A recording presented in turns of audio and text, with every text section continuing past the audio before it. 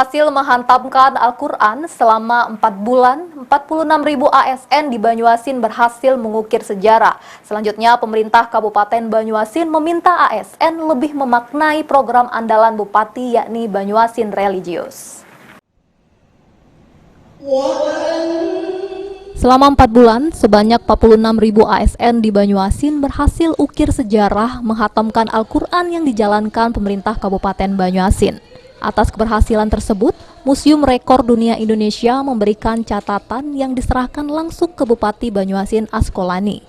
Momen berharga tersebut dilakukan di Geraha Sedulung Setudung Komplek Perkantoran Pemerintah Kabupaten Banyuasin yang dihadiri Sekda Banyuasin Senenhar, Ketua dan Wakil Ketua PKK Banyuasin dan sejumlah Kepala OPD.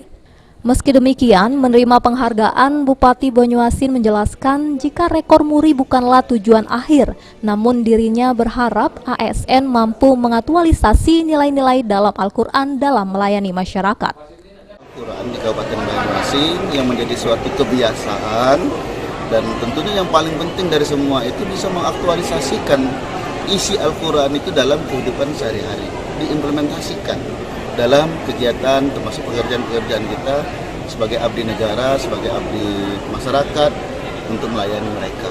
Jadi kita konsisten sehingga apa yang kita lakukan itu tentunya insya Allah mendapatkan berkah, mendapatkan ridho dari Allah Subhanahu wa Ta'ala.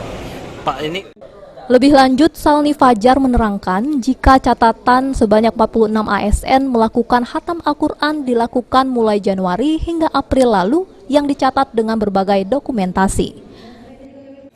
3 Januari sampai April, setiap hari terus kita data melalui tertulis dan data dari foto-foto dan melalui camat dan lurah serta melalui kades. hasilnya?